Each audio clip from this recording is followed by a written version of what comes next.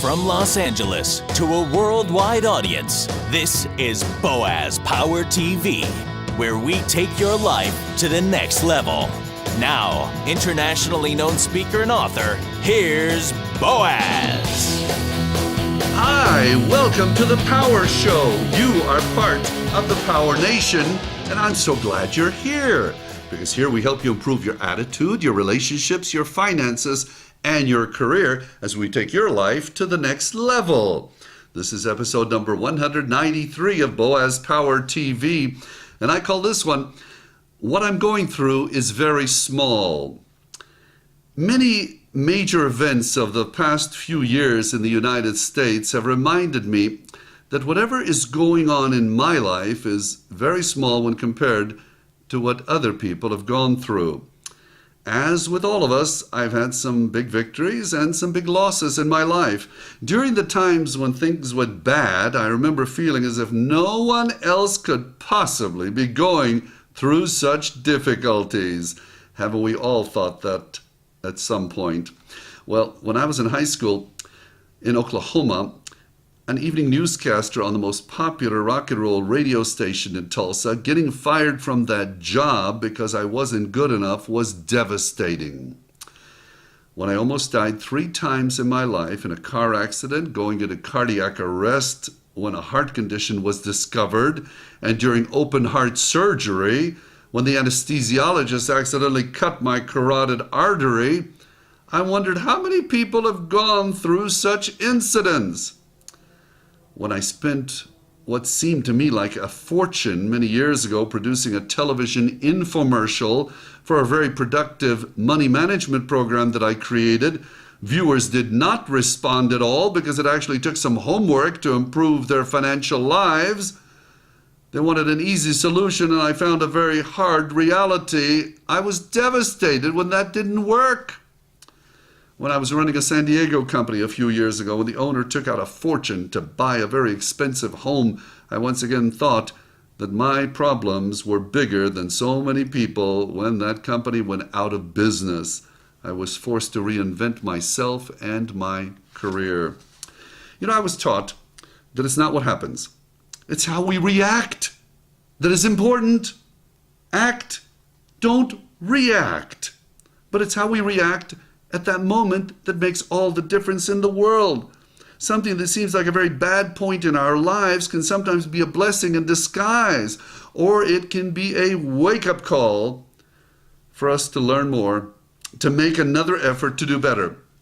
Now, in the case of my firing from the radio station while in high school, I went to work with my high school speech teacher, and 6 months after getting fired, improved my speaking and on-air reading abilities to such a point that I got a job at another large radio station. When I almost died the first time in a car accident at the age of 20, my spleen was ruptured. It was removed in surgery in December of 1967. The fact that I had no spleen kept me from being sent to Vietnam to war in September of 1968. When the owner of the company I was running took out a fortune and put the company out of business, he actually did me a big favor. In recreating my career and my life, I went back to what I really love, speaking and teaching. Otherwise, I wouldn't be here with you right now. I simply committed to making a huge effort in a direction I really liked. Now my speaking career is going incredibly well, much more successful than I could have ever dreamt, and I have my own television program worldwide.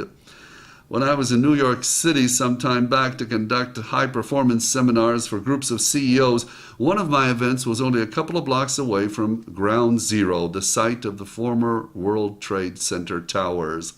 Standing there and overlooking the emptiness of the cavernous disaster site, I felt ashamed of myself for ever feeling sorry for my difficulties in life.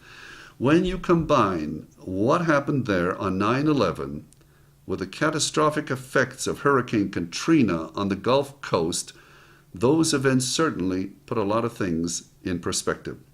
It was very clear that whatever's going on in my life is very small when compared to what other people have gone through.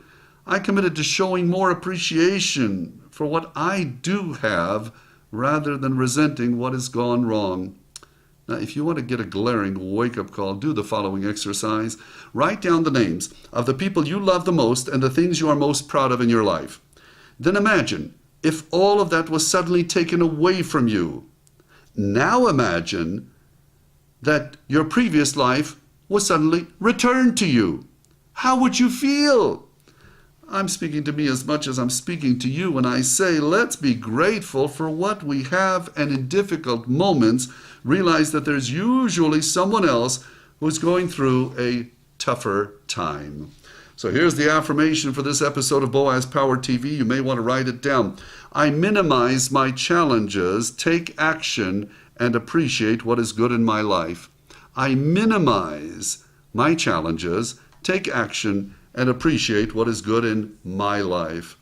And so I want you to know that I appreciate you tuning in. And please do me a favor, if you like these messages, and many people around the world do, please forward this to 5 people you know. Suggest they go to my website, boazpower.com, and they can subscribe there to the free weekly broadcast of Boaz Power TV. You are unique, you are special, you are destined for greatness. I see it in you. You are a champion. Have a great day. This has been Boaz Power TV.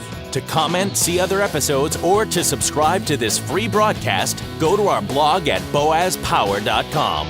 That's boazpower.com. We're here to take your life to the next level.